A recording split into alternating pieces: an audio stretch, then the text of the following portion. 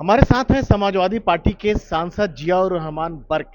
आखिरकार जो है वक्फ संशोधन बिल जो है संसद में पेश कर दिया गया। देखिए, जो बिल सरकार लेकर आई है, हमने पहले भी कहा था जब जानकारी में आया था कि इस बिल की हम मुखालफत करेंगे। और आज संसद के अंदर लोकसभा में मैंने ही नहीं बल्कि पूरी समाजवादी पार्टी और इंडिया गठबंधन ने पुरजोर तरीके से मुखालफत करी। सिर्फ मुस्लिम सांसद नहीं, सभी जो हिंदू समाज के भी सांसद थे उन्होंने भी इसका विरोध किया।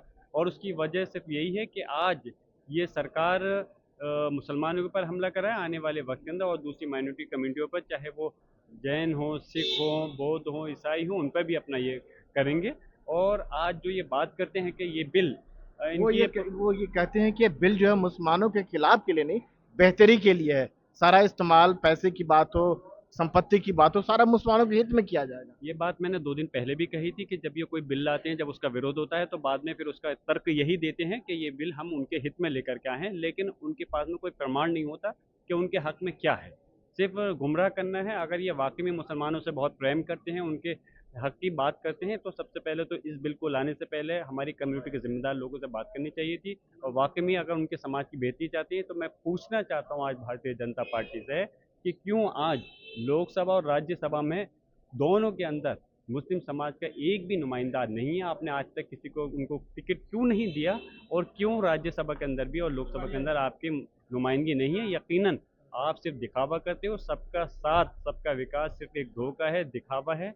और आज देख लिया है कि लोगों ने किस तरह से आपने उनको धोखा देने का काम किया है। वो सारे और मुद्दों पर आज डिस्कस करने के लिए, जिस बातचीत करने के लिए हाँ, मामले को जो वही है वही बिल आज को जो आज जेपीसी को भेज दिया गया। जेपीसी को ऐसे नहीं भेज दिया। पुरजोर जब उनका विरोध हुआ इस बिल पर, जब उनको इस चीज़ का एहसास हुआ कि ये कुछ गलत हुआ है, हमें कुछ कामयाबी मिली कि जेपीसी को भेजने के लिए भारतीय जनता पार्टी मजबूर हो गई।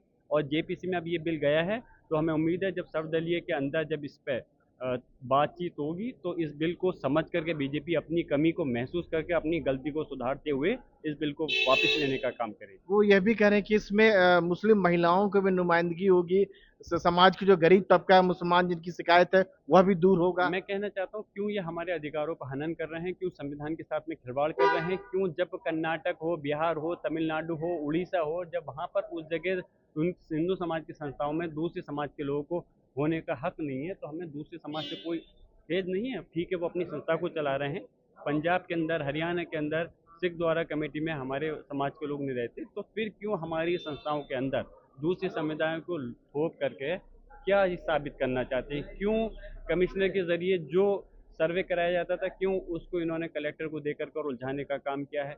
क्यों ट्रिब्यूनल के फैसले को इन्होंने हाई कोर्ट भेज कर करके अपील की वो करी है? यकीनन ये जो है सिर्फ खिलाफ है, और सिर्फ और सिर्फ हिंदू मुसलमान की राजनीति करना चाहती है भारतीय जनता पार्टी। और उसी के तहत ये बिल लेकर के आए हैं। हम इसकी मजबूती के साथ में मुखालफत करते हैं। ये थी समाजवादी पार्टी के सांसद जियाउर रहमान बर्क, जो ये कह रहे हैं कि ये जो बिल जो है मुसलमानों के खिलाफ है। संसद भवन से राजीव रंजन, एनडीटीवी इंडिया।